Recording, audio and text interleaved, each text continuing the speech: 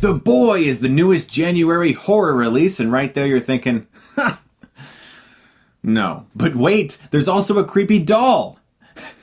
So it's bound to be great, right? So a nanny, played by Lauren Cohan, is hired by this British family to come to their very creepy home in the middle of nowhere to babysit their son for a while. Oh, and their son just so happens to be a doll that they speak to as if it's really alive.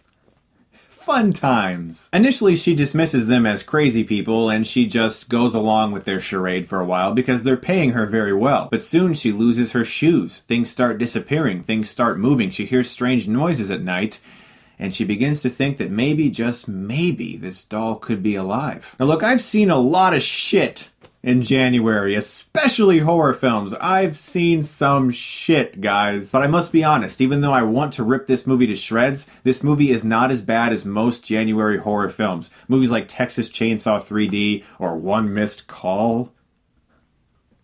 We've seen a lot of creepy doll movies. There's the Chucky movies, there's Dead Silence, there's the Goosebumps movie, there's Annabelle.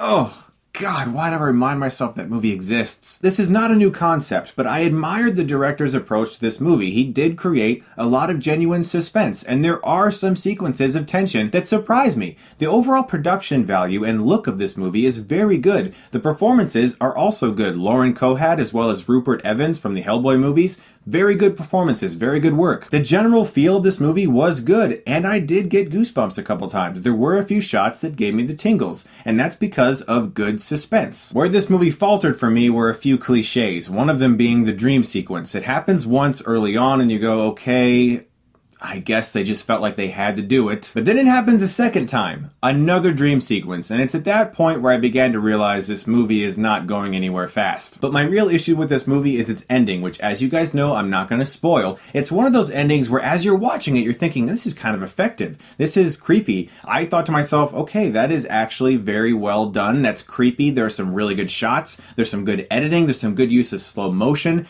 But it's also the type of ending that while you're driving home, you sit there and go,